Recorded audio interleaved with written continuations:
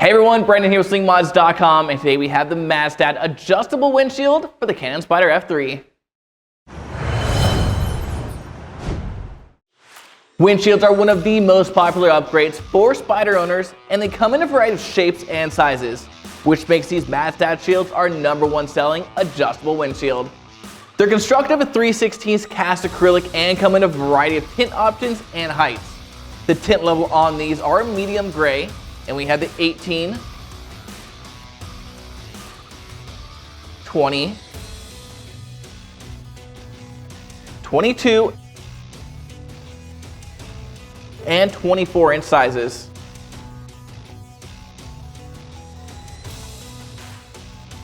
The reason these MadStad shields are so popular is because you can adjust both height and pitch. This will allow you to fine-tune the airflow depending on weather and wind conditions, creating a smooth and comfortable ride for both you and your passenger. So now follow me as I walk you through the installation process. We'll start by attaching the crossbar to the brackets by lining up the pin sticking out of one side of the crossbar to the slotted hole on the bracket. And then screw them together using the M6x12 button socket screw and lock washer. And do the same for the other bracket, but this time there will be no pin, and make sure the knobs are pointing inward. Now place the bracket assembly on the base plate with the knobs at the top. Line up the 4 holes and insert the M6x16 screws through the bracket, then through the base plate. And put a plastic flat washer, then lock nut on the back side of the base plate, and leave them finger tight for now.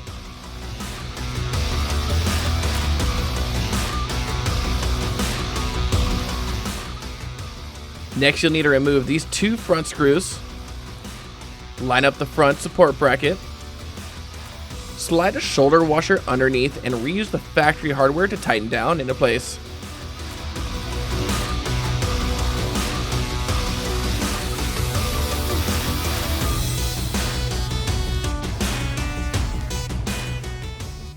Now, if the factory screws are too short, use the 2 M5x45 Phillips screws from the kit.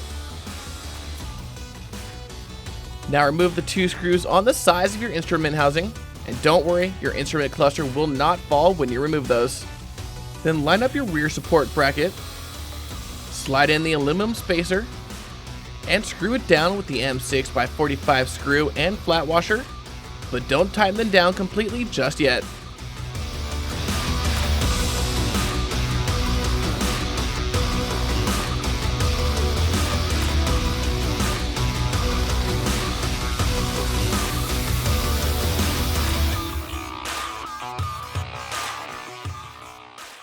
Now take the 4 M5 truss screws with the plastic washer,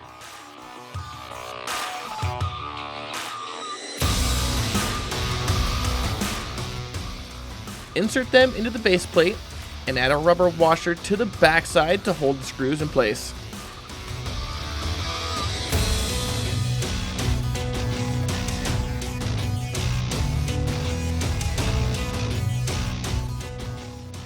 Then line up the 4 screws with the well nuts on the front and rear support brackets, and then tighten them down just so they're snug, not super tight.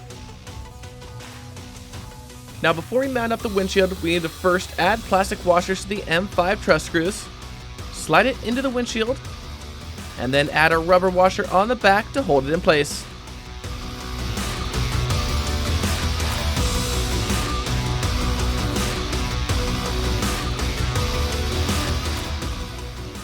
Next, you can line up the screws with the well nuts on the adjustable brackets and screw them in place so they're snug, making sure not to over tighten.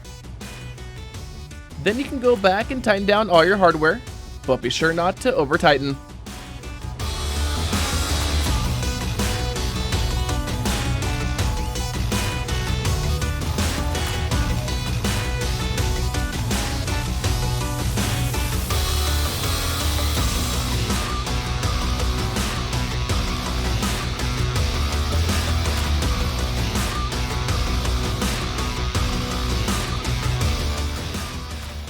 Now remove these 2 factory screws, set the deflector bracket in place, and use the new M5x50 screw for the front, and then reuse the factory screw for the rear. And just like the windshield, add a plastic washer to the M5 truss screws, slide it into the deflector, and then add a rubber washer on the back to hold it in place. Then line up the 2 screws with the well nuts and tighten them down just they're snug, not super tight. And then repeat that same process for the other side. Alright, so we set up a camera at my eye level to show you approximately where these windshields line up with your field of view. We start at the 18-inch at its lowest position, all the way up to the 24-inch at its highest position. Now keep in mind that I'm 6 feet tall, so the results will vary.